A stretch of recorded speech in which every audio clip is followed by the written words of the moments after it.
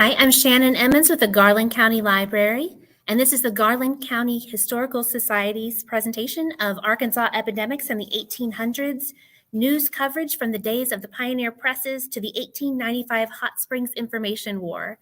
Our guest presenter today is John Archibald. He's the publisher and printer of Ouachita Life magazine. But first, we're going to hear from the Garland County Historical Society president, Julie Nix.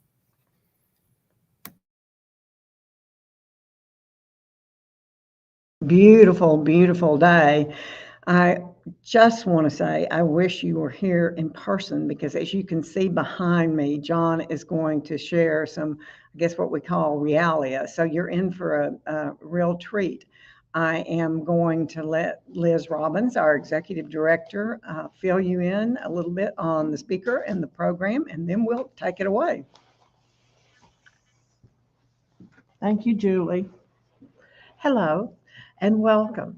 Before I introduce John, I'd like to invite you to our program next month, March 15th, Tuesday. Our presenter will be Charlie Moore, who is the founder of the Arkansas Highlands Folk Project. He's going to present a program called Mountain Music, Heritage, and Culture, just west of town, the Ouachitas. If you've ever seen one of his programs, you know they're just fabulous. So I hope you can join us for that.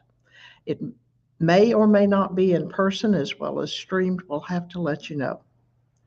Now today we are delighted to have John Archibald with us. He's an award-winning journalist. He's got a bachelor's degree in communications from Marquette University. He's worked as a journalist at the Pacific Daily News of Agana, Guam, our own Sentinel Record here in Hot Springs, and he was editorial writer for the Oshkosh Northwestern in Oshkosh, Wisconsin. His articles have been regularly run by the Associated Press and Gannett. He came back to Arkansas in 2006 to publish the excellent Ouachita Life magazine. If you haven't checked it out yet, it's available at different locations for free, where the magazines are in the little, whatever you call those. You can get them for free, or to make sure you have your issue every month, go to the Ouachita Life website. You can get a subscription form, and for the unbelievable price of $10 a year, you get all 12 monthly issues. And this is just such an excellent publication with so many fascinating things about the people and places and events of our region, not just Garland County, but our region. I think you'll enjoy it, and you'll also enjoy the Ouachita Life Facebook page, which is very, very entertaining. So without more ado, I'd like to welcome our great friend of the Society and friend of local history, John Archibald.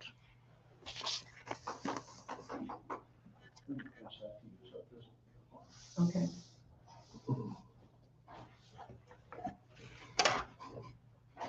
Thank you, Liz, for such a warm introduction. I don't hesitate to point out also, in all fairness, that you should remember the Garland County Historical Society in your estate planning. My name is John Archibald, and as mentioned, I work as a publisher and printer. I live in Benton, Arkansas, and I've got a what I think is exciting topic to share with you today. We're going to look at news coverage of epidemics in Arkansas in the 1800s. We're going to look at newspapers as the major form and also as a source of both accurate and inaccurate information. And we'll also look at the news gathering process and how it changed. The first thing I want to do is review some of the illnesses that are common in Arkansas in the 1800s.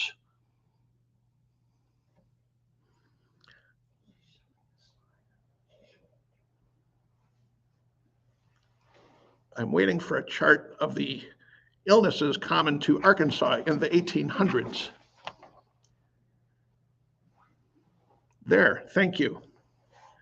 Let's go over a brief list here with some easy to remember words and phrases. This list was actually designed for teachers in a previous version of this talk I gave to the Red River Symposium this past July at historic Washington State Park. Cholera, which is bacteria in contaminated water, and it leads to dehydration.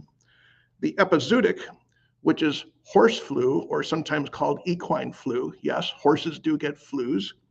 Scarlet fever, which is caused by the same bacteria that causes strep throat, leading to a rash and a red tongue. Smallpox, which is something that is airborne and spreads person to person. Typhoid fever, which is Salmonella typhi bacteria in contaminated food or water, or someone who comes in contact with an affected person. And yellow fever, which is spread by mosquitoes, attacks primarily the liver, and gives a person a very jaundiced look in the face. For purposes of this talk, we'll also include epidemics that occurred within the 1836 boundary of the state of Arkansas.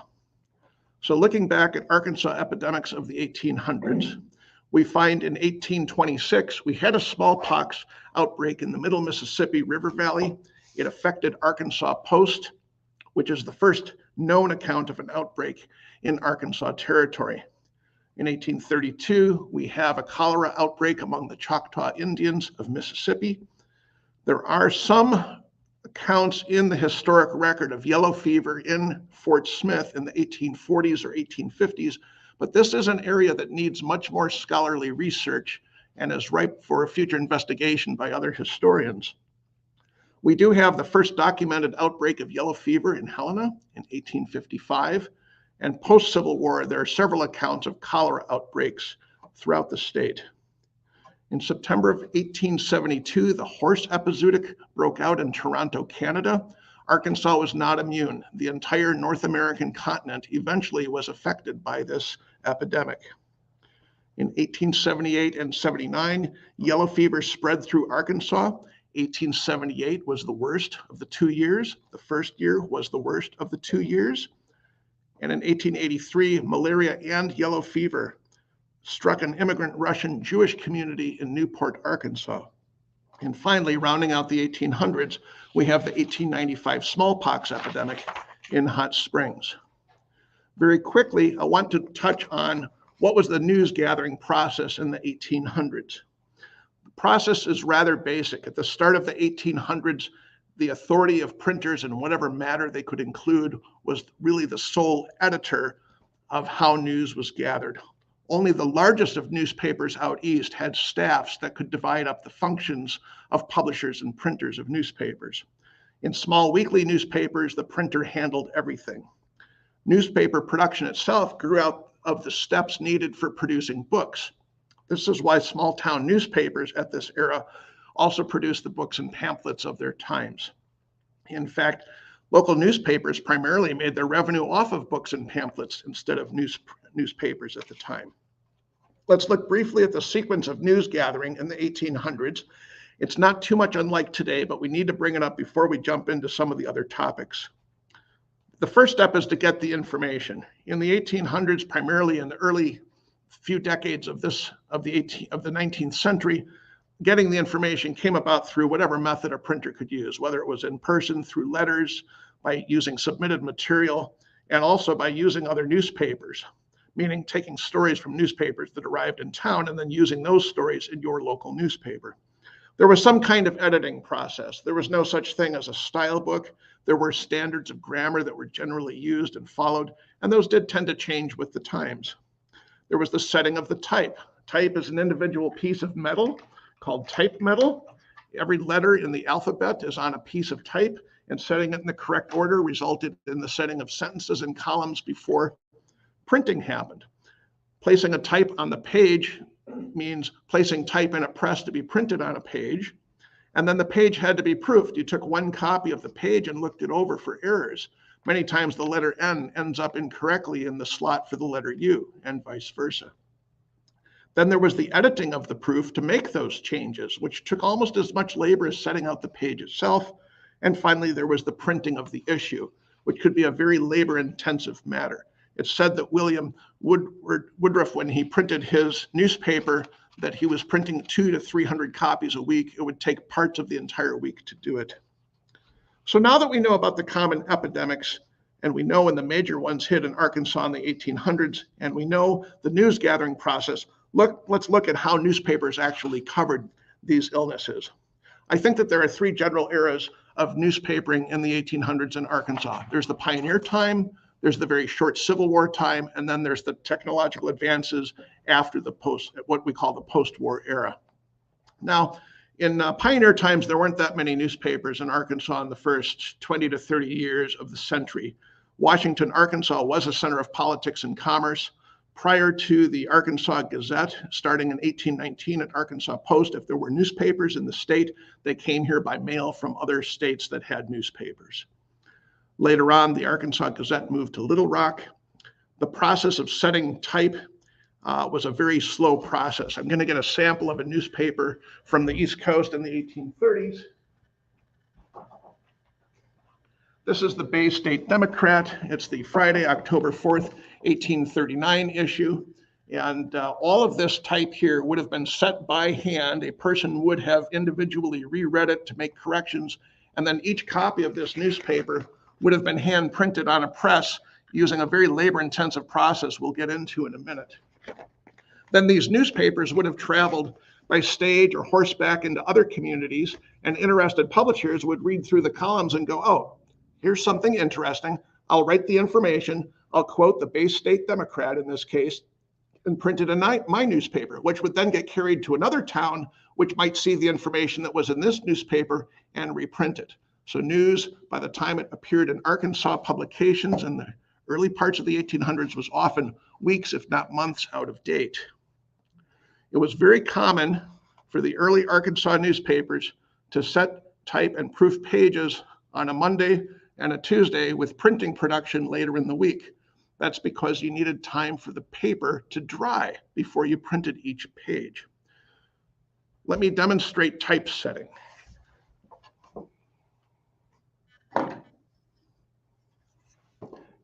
Should I turn the laptop? Okay. What I'm going to show you here is how to set type. I'm an amateur. I'm not a professional. I picked a very large font called 14-point type. Newspapers would have set type with much smaller pieces. A piece of type, again, is a piece of metal that has a letter on the end, and when organized in sequence, creates sentences. And so I'm going to set for you a line that I composed via another typesetting method. The rain in Spain stays mainly in the plains, and I'm going to show you how long it takes me, an amateur typesetter, to set a line of type. It'll give you an idea as to how slow this process was in the first half of the 1800s. The first thing I'm going to do is rotate my case so that it's not upside down. My case is a very heavy thing here. It weighs about 20 pounds, and all of the type is organized into little compartments. So I, John, your 19th century printer, I'm going to start out. I'm going to look for a capital T and a lowercase h. And then an E, and then a space.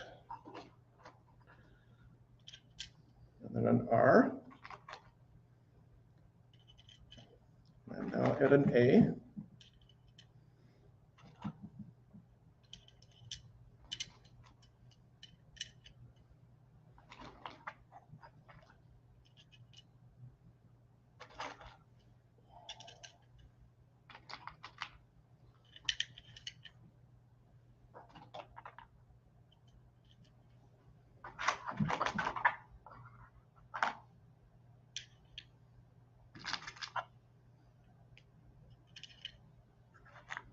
Are you still there? Oh. Is that how Ben Franklin would have done it? This is how Ben Franklin would have done it, and this is close to the system that Gutenberg invented. Yes. I'm now at the rain in Spain. I think you get an idea as to how long it takes to set type. It's a slow process, and it's not the final answer. All of this will again have to be proofed later on. In the interest of time, we'll keep going. As you can see, very little, if any, time was allowed for what we call investigative reporting. News, as we mentioned a moment ago, was collected sometimes in person, which would be a printer going to talk with someone and using a pencil, not likely a quill pen. We didn't have ballpoints then. Felt tips hadn't been invented. Fountain pens hadn't been invented. We might reprint sources again from other newspapers like the Bay State Democrat. That was fairly common. We also might print letters from readers. One very common method of keeping reader interest, which lasted well into the 20th century, was to have an ongoing novel, usually a love story, that would begin with some very interesting plot, be sought to engage the reader through several columns of type, and just before an amazing piece of information was going to be shared, you were told you had to wait till next week to get the rest of the story. And so very long novels appeared week to week to week, drawn on the imagination of the printers who were setting the type. By the time of the 1826 smallpox epidemic, we had an outbreak at Arkansas Post. The Arkansas Gazette had already moved to Little Rock, but we know about it because Arkansas Post remained a fairly influential center of Arkansas politics and business for some time. But it was largely the Gazette that gave us our early accounts of epidemics and illnesses in the state. Now, as I mentioned earlier, you can only imagine how long it would have taken raw information, to go from Arkansas Post to Little Rock, which we know the distance today, by the way, how many hours we spend driving our cars. But can you imagine, again, how much time would have been needed to take information from other newspapers in other states as that news traveled across the country to get here? And to give you a very real world example as to how long it took this information to ride with everything else on the horse or in the stagecoach, I think an excellent example is to consider that the average length of miles that a horse would typically cross in a day would be more or less 10 miles a day. And if you think about it, the cities going west of Hot Springs are spaced out about 5 to 10 miles apart. From Hot Springs, we go to Royal. If we want to go 5 more miles, we go to Crystal Springs. From there, if we want to go about 10 miles, we go to Joplin. We want to go another 10 miles, we go to Mount Ida.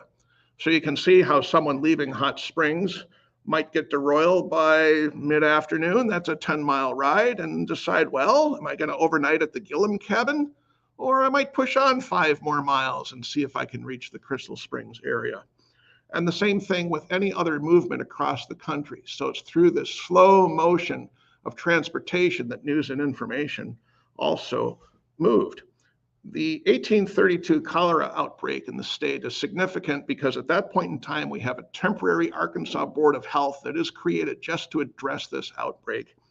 And we wanted to make sure that those who survived didn't have passage through Little Rock en route to Oklahoma. Why do we say that? Because it happened among the removal of the Choctaw Indians of Mississippi. So the point in time was keep the outbreak to the Choctaw Indians and don't let it get near Little Rock as we tried to move the Choctaw Indians across the state into Oklahoma. The information from that temporary first Board of Health became greatly valued by the Arkansas Gazette in its early attempts to report on what happened, and serves us well today for the historic record. I mentioned earlier in the 1840s and 1850s, we have a slight suggestion of yellow fever outbreak in Fort Smith. Again, if there are any historians in Fort Smith, this is well worth your time to try to investigate and find out more. We only have scant mention of what happened. We do have the first documented yellow fever outbreak in Helena in 1855. And we have a report of a newspaper boy who caught the yellow fever, and the entire city, we are told, was evacuated. How did that epidemic end? It ended with the onset of winter. The epidemic could not withstand cold winter temperatures, and thus that's how a city recovered from it. It had to wait till the seasons changed. By 1860, we see that Arkansas newspapers are mostly weekly, but we have a game changer that shows up, and it arrives about 1860, and it's called the Telegraph. It's something that can allow newspapers to start publishing daily, and it also gives us a more steady diet of information. And I have a telegraph key behind me, and it works. And this particular key is significant because the sounder for it came out of the Mopac station, which used to be a railroad station here in Hot Springs. The building is still standing. And I acquired it from M.L. Young, a very well-known amateur radio and technology expert. And so I've got that hooked up. And so what we're going to do is listen to the telegraph and how it sounds. Would you like me to get closer?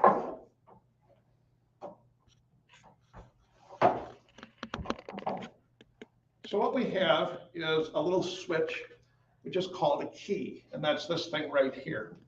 And the key moves up and down, and it makes a sound based on what's called a sounder. The sounder over here is a piece of metal that flips up and down between another piece of metal. And it's literally that sound, which at certain speeds comes out as a quick sound called a dot, or a long sound called a dash. And as you can imagine, a dot on paper would look like a dot, and a dash would look like a dash. And so the alphabet code used for telegraph sending purposes would be full of dots and dashes. Every letter of the American alphabet is represented by a dot or a dash, and it sounds like this.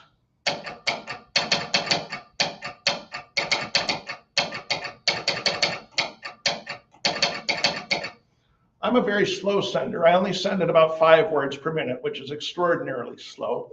A friend of mine in Benton, Dr. John Baca, can send in excess of 30 and 40 words a minute. These telegraph senders were crucial to getting information to spread quickly across the country. As newspapers got more information, they became, as mentioned, daily newspapers instead of weekly newspapers, because of the sheer volume of information that came across the telegraph. What you are looking at here is literally the first internet.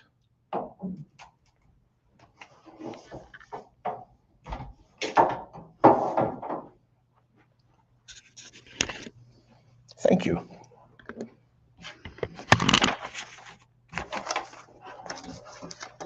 The Civil War in Arkansas, needless to say, is a major interrupter of news and information. Telegraph lines became military lines. Censorship depended upon which side of the conflict was in charge. Confederate generals, as a rule of thumb, usually allowed information to be passed up and down telegraph lines, but they were not afraid to censor. Union lines were used strictly for military purposes. Also, newspapers had great difficulty contracting for paper during the war. There are some rumors that newspapers in Arkansas printed on wallpaper. I have yet to be able to establish how that was possible, but there are advertisements which appeared for the Arkansas Gazette, solicited manila paper, which is a kind of yellowish paper, and also straw paper, which is an inferior grade of paper, again, in its attempts to try to stay in productivity. There's another example I found of a newspaper that started up during the Civil War in Fort Smith, but it depended on military personnel to deliver paper in order to have something to print. The post-war era in Arkansas is remarkable, and you could almost write a book about the 1865 to 1868 era itself, because the rapid availability of new technology with the end of the war brought so much innovation to the state that even by 1870, you almost wouldn't recognize how things had been in the starvation era of only 5 or 6 years earlier. The telegraph was the game changer. Lines were restored after the end of the war. Also, railroad expansion became a new means of moving information because newspapers moved with the railroads. We see new cities called Malvern, and you may have heard of another one called Hope, which appeared because of railroad progress in the state. The typewriter was invented in 1868 in Milwaukee, Wisconsin. Christopher Latham Sholes, however, gave up pursuing it because he couldn't get enough financial support. And this is another indication of something common through the latter half of the 1800s, not just in Arkansas, but across the country. And that is that newspapers were very reluctant to engage in new technology. In fact, we don't see typewriters entering the Arkansas newspaper scene until about the 1890s. What is a typewriter? I am going to demonstrate for you a typewriter and how it operates.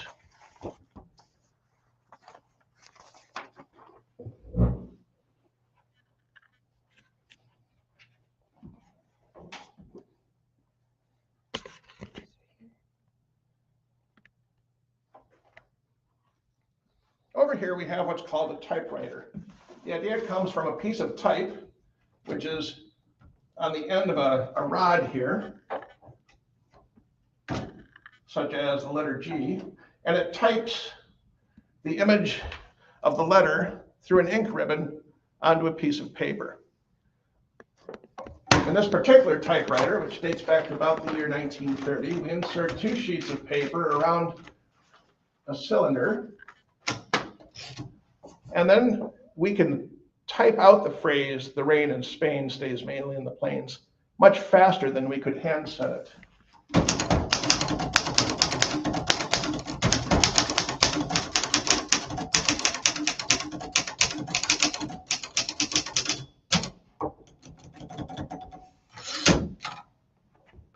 To say that this was a time saver is an understatement.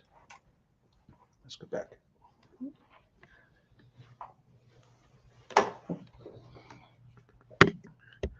Printing itself also had significant changes. The presses of the era of this newspaper on the East Coast were what are called common presses. What's interesting about a common press is, although we see a full-page newspaper, the common press could only print half of the sheet at a time because it was made out of wood. And as iron becomes used in presses, iron allows a bigger page to be printed all at once. This was not unlike the Ramage press, which was the first Arkansas Gazette press. It could only print a half page at a time. I've tried to find that press in my research. My last lead was that it disappeared in ruins in a Texas barn. There are, however, Ramage presses available. And if you get the chance to go to the Arkansas Territorial Restoration in downtown Little Rock, you can see an excellent working replica of a Ramage press. As Ramage presses, which could be made of wood or steel, were replaced by clamshell presses, this also resulted in the next level of innovation for Arkansas newspapers. The clamshell press was invented in the 1850s, but again, due to the war, it did not reach the state in popularity until post-war. What is a clamshell press? I happen to have one here to demonstrate.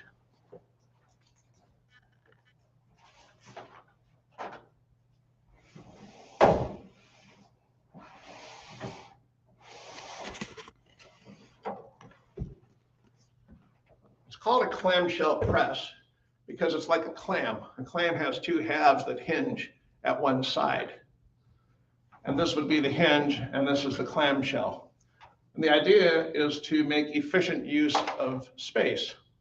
So a piece of paper would get inserted into the press on one side, like such. And then the type that had been hand set is locked up in a square on this side. And the idea is that there are rollers here, which will both roll over the type to ink it and then re-ink themselves at the top. When the rollers are re-inking, the impression is being made on the paper, like this.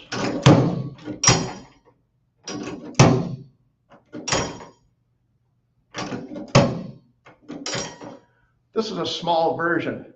More popular versions sat on floors and weighed upwards of 2,500 and 3,000 pounds, but they could also print a lot wider space. And so it made it possible for newspapers and printing shops to flourish in the post-war era.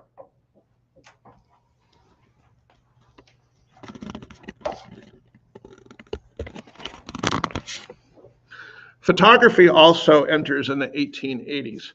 We don't have the first photography studio per se in Arkansas until 1868, but it does not take very long for the technology to spread westward. One of the most common methods used to try to improve newspapers was the use of what's called a halftone. Very briefly, a halftone is an image that's divided up into little dots. And the darker parts of an image will appear as larger dots. The lighter parts of an image will appear as smaller dots. And this is a halftone. It's a man's face. And when printed, the darker parts of his face show up as larger dots, and the lighter parts of his face show up as smaller dots. But your eye doesn't see dots. Your eye connects and sees the image of a person, and that's the miracle of halftone photography on printed plates. At the end of the 1800s, we also start to see entire machines that set lines of type. As you saw in my brief demonstration, setting type by hand can be quite time consuming. The late Larry Rhodes, who was a past vice president of this historical society, once challenged me to try to start a monthly newspaper using handset type. And although I wasn't really crazy about the idea, I thought this might be some good information to know. So I found out that it takes me an hour to set 1 inch long of 12-point type. It took me an hour and a half to set 1.5 inches long of 14-point type. And it took me, in about an hour, I could print an hour to an hour and a half. I could lay out about 3 inches of 16-point type. Needless to say, it made me want to dash for my computer. Yes, I actually do use computers too. The process of mechanical typesetting almost eliminated some of the need for handset type. But in the smaller weekly newspapers, such as Washington, Arkansas, Benton, Arkansas, the cities around Malvern, Arkansas, we still see handset type used for weekly newspapers. It very much did not die out until the mid part of the 20th century. And now it survives as an art form. The telephone also crosses Arkansas. It arrives in Little Rock and then in Hot Springs in the 1880s. In fact, 4 years after the invention of the telephone, there is a telephone in Hot Springs, Arkansas. This gets into something that's very interesting about Hot Springs. Whatever the nation had first, Hot Springs had to have right away. And that's how we see telephones arriving here when in other parts of the country they had yet to arrive. There was great demand for new technology and new medicine here. This was quite a center of business activity and also technological advancement. I'm going to show you a candlestick telephone. A candlestick telephone is an early variation of a telephone. The one I have is a replica. It uses what's called a dial. You would actually call a phone number by sticking your finger into a hole and then rotating at a certain distance, and you'd have a bunch of clicks that you'd hear, and that was telling a machine somewhere which phone number you were trying to dial. So I'll just show you the candlestick telephone very quickly.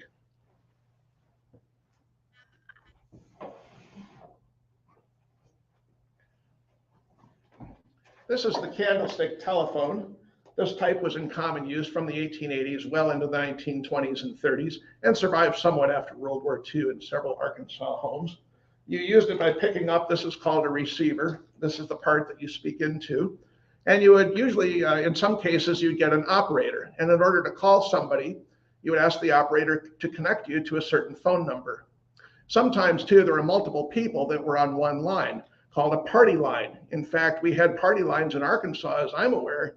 In one case, I know of one into the 1980s, but I know of several that were in use even in the 1960s. What would happen in a party line is you'd pick it up, you'd call the operator and say, I'd like to talk with the Garland County Historical Society. And she would say, one moment, please.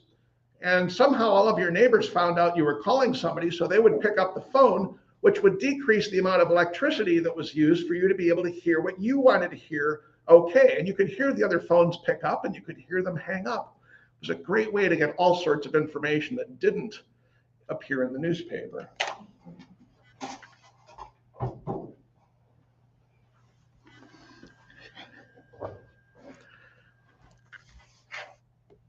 One of the things that I find fascinating about the 1800s in the advent of new technology is also something we simply take for granted, but at one point in time was a very novel idea.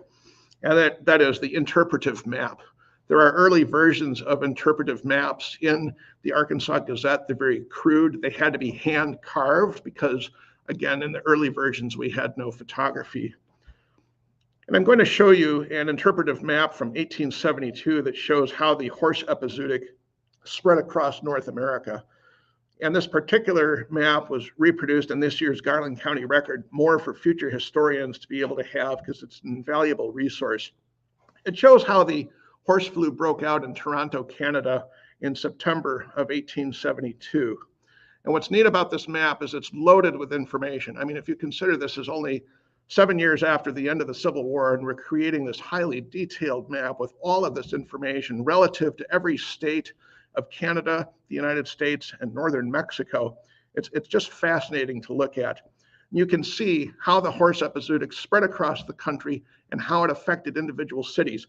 For example, we know that in the November 1872 fire that absolutely decimated Boston, Massachusetts, we know for a fact that one of the major reasons the fire stayed out of control so long is there weren't enough living horses available at the fire stations.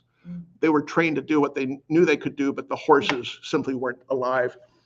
We also can see that the flu routes generally followed the U.S. railroad network, which is somewhat significant for something that happened soon after in Arkansas. Railroads tended to bring the diseases with them according to the cargo and the people in them.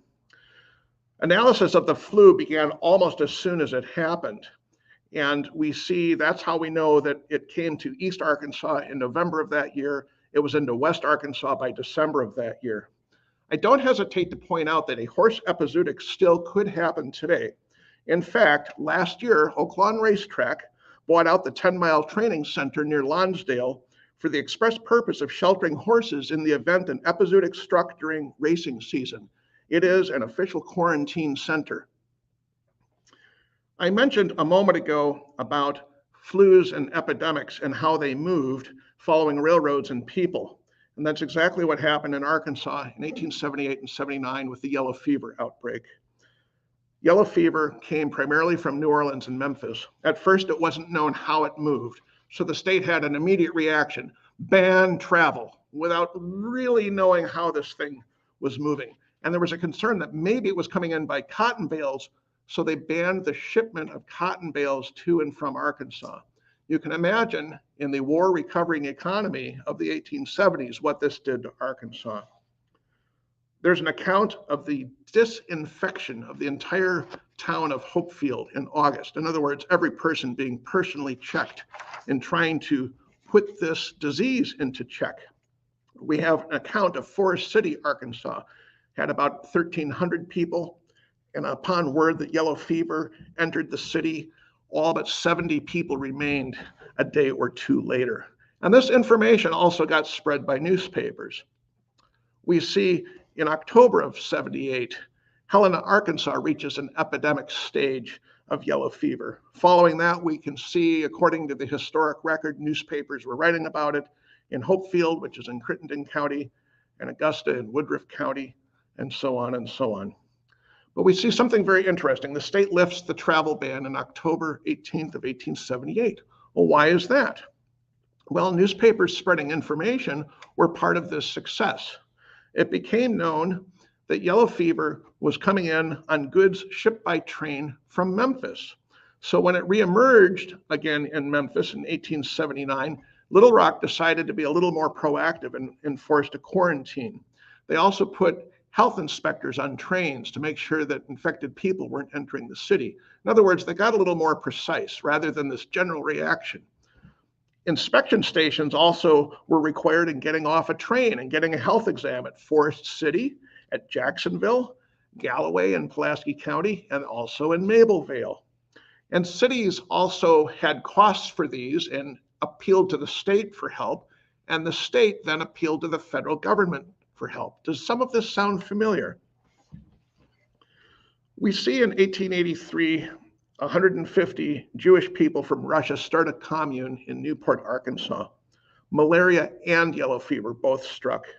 We know that 90% of the population became ill, 10% of them died. That was the end of the commune. They went to various other points, either back in Europe or in other parts of the US. But I'm also saving the best example of news coverage during an epidemic for last. And it happened in an emerging medical and tourism town in the Ouachita Mountains of Arkansas. And an information war broke out between doctors and the newspapers, not of the state, but of the United States, the entire nation. You may have heard of this place.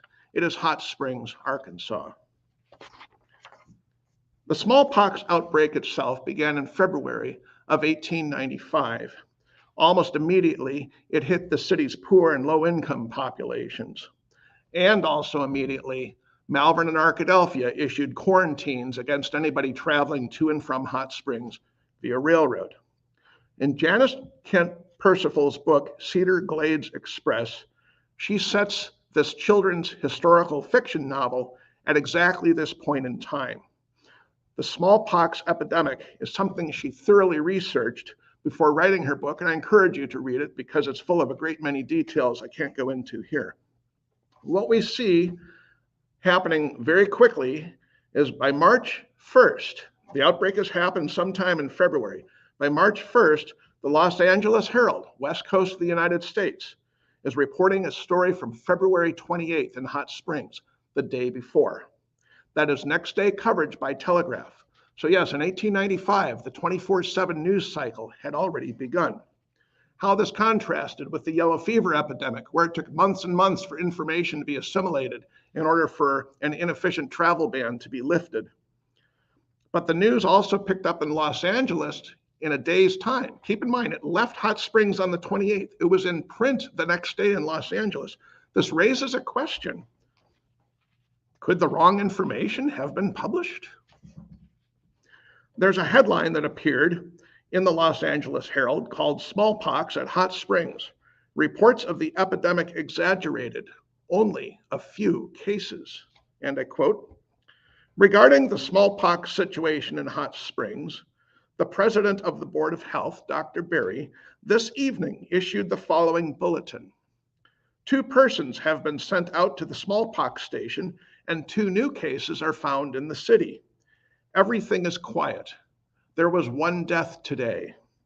Reports in papers outside of Hot Springs are very much exaggerated. The disease is now considered well in hand, and every effort is being made to stamp it out."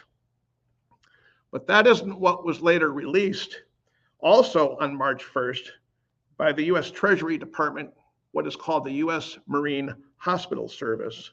It published sanitary reports, and it states that by February 25th, Hot Springs had 11 cases of smallpox. And by the next day, it went from 11 cases to 32 cases. The February 28 news report sure looks like an attempt to sugarcoat reality. Also, notice how quickly things are happening. In late February, there is a known beginning of what will be an epidemic. And what do doctors do? They attempt a counter-offensive with information, and yet it still isn't enough. By March 5th, the Daily Arkansas Gazette reported 6 deaths and 47 people at the smallpox camp in Hot Springs. There were 0 cases in Little Rock because guards were inspecting everyone arriving on the northbound trains, meaning the escape route for anyone leaving Hot Springs. By March 19th, the Hot Springs Register of Deaths, shows more people dying from smallpox, including the Loy family, which lost the father, the mother, and several of its children. The city of Hot Springs also bought a 5-acre cemetery outside the city to bury the smallpox dead. It is along present-day Adams Street. The county also had a pest house for people sick with smallpox. Hot Springs had a medical journal in those years. In the April 15th edition, 1895, the doctor in charge of the publication, Dr. T.M. Baird, wrote an editorial, and I'll share with you these excerpts. Remember, the smallpox outbreak started in February. It expanded in March. It was full-blown by April, and this is April 15th when this is being published. "The season at Hot Springs has been practically ruined by the existence of smallpox in our midst. It would not have been so had not the enemies of Hot Springs circulated false reports regarding the pest. Had the disease been recognized in its incipiency, it would have been isolated at once, and nothing more would have followed. But such was not the case, much to our sorrow, for from the 1 case, 141 cases with 34 deaths have followed. For the large part, the citizens were the sufferers. Nevertheless, the smallpox liar did not fail to exaggerate to such an extent that the city council were compelled to make an ordinance making it a finable offense to circulate false reports about the smallpox. All of the cities and a larger part of the small towns of this state instituted a strict quarantine against this place. What has been the result? Why, the papers of the country have heralded the fact to the world that there was an epidemic of smallpox in our city and that it was dangerous to come here. There is certainly no danger, nor has there ever been any. A physician was on all of the trains coming to Hot Springs and inspected every person on the train. No one was allowed to leave the city until they had first secured a health certificate from the Board of Health. And in fact, every precaution was taken that could be thought of to prevent the spread of the disease. We think it would only be justice if the papers and journals that had been so willing to let the public know of the presence of smallpox in our city would now publish the fact that the disease is stamped out and that all of the quarantines have been raised. So why did Hot Springs doctors appear to be at odds with the national media? Looking back, I think a chart is very important and can help show why this was the case. I found out that Hot Springs, which was connected by rail to a popular other city on railroad lines of the day, that of St. Louis, Missouri, has some very interesting statistics. These are also federal numbers. Hot Springs had 1/55th of the population of St. Louis, yet Hot Springs had nearly the same number of cases as St. Louis and at the same time. Also, part of the problem was with how the Hot Springs economy operated in those years. The editorial I just quoted alluded to this. Some hotels operated on the European plan. That meant that they opened in early spring, February or March, and then closed at the end of summer. In February 1895, all the city was waiting and ready for the new tourism year to begin, including those on the European plan, until the smallpox epidemic hit as they were planning to open and made that year's economic growth a most difficult burden. Further, the national economy was still in recession. In the 1800s, we referred to a recession as a panic, P-A-N-I-C, a panic. There had been a panic in 1893. It was called the Panic of 1893. That panic was still in effect. The economy had not nationally recovered by the spring of 1895. Fourth, some of it may have had to do with civic pride. Dr. William Berry, as president of the local Board of Health, was a prime example. In medical circles, he was a top representative, if not the top representative, visibly, of the city of Hot Springs. He married before the war and served honorably for the Confederate States of America as a surgeon with the 1st Arkansas. He mustered out due to poor health. Post-war, he and his wife Lou raised 3 sons and a daughter here in Hot Springs. Dr. Berry wrote many of the city's first health ordinances. After the epidemic, he established a hospital. He was known as a civic booster, and he likely saw the potential in the 1890s of Hot Springs and what it could in fact become. And he did live to see it become the medical giant that he knew early it had the potential to become. Still, I think the editorial shows how the doctors got several things wrong about Hot Springs. For one, people aren't enemies of a city just because they have an opinion about the virus. Blaming how the virus was first missed was of little comfort to those who suffered or lost loved ones.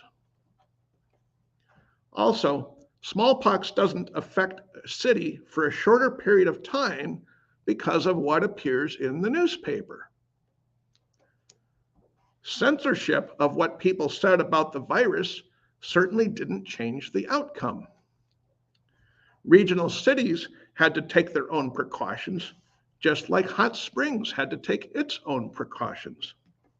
And also, the doctor's spokesman who wrote, quote, "There is certainly no danger, nor has there ever been any," close quote, looks shallow when compared to the city of Hot Springs and the purchase of new land for a cemetery just outside the city limits. Again, the smallpox epidemic killed the local economy. Of that, there can be no doubt. By April, there had been 141 cases and 34 deaths. And even after all these facts, the doctors insisted, and I quote, "There is certainly no danger, nor has there ever been any." In sum, I think good intentions got in the way of good information. Sound familiar? So what conclusions can we reach? Number one, we can't fault early printers for lack of information. They used what they could get. There was little time for investigative reporting. Rumors got printed. The process was slow and cumbersome. Errors were bound to happen. We also learned that electronic transmission, the telegraph, increased access, but not much until after the Civil War. We also know that mechanical advances weren't readily accepted. The information business has been slow to accept new technology and new changes. We also know that by the close of the 1800s, the modern 24/7 news cycle had already begun. It was possible to have news and an information war within days. So we can say beyond a reasonable doubt that electronic transmission of information doesn't necessarily result in increased accuracy. That's part of our experience with epidemics in Arkansas in the 1800s. Once again, in 2022, we are faced with the most important question that anyone in the 1800s in Arkansas also faced. What can we learn from our experience? Thank you for your attention, and I welcome any questions.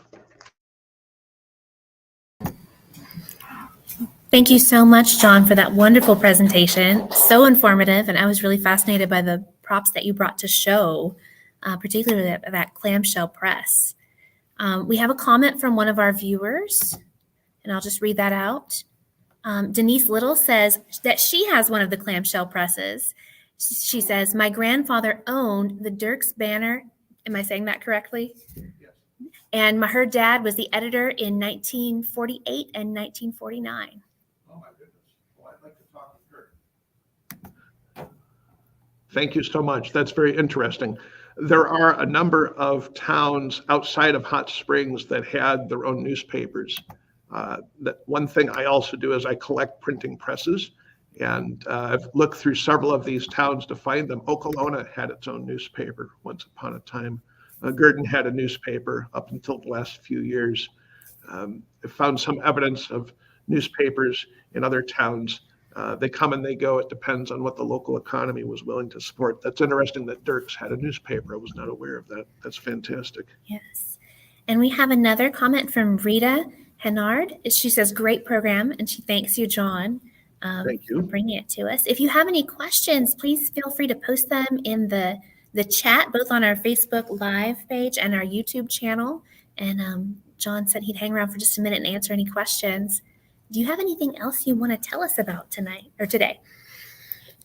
Not that I can think of, except I do have one topic, and I mentioned it earlier in the talk, and I'd like to bring it up again.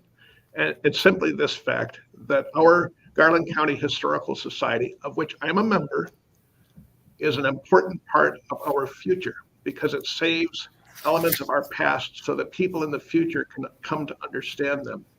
And this historical society, among others around the state, is incredible, both in its scope and in its ability to get the community to invest in it, not only with volunteers, not only with donations of materials like photographs and recordings and books, but also in financial donations, which honestly are the way that we drive any organization these days that we care about.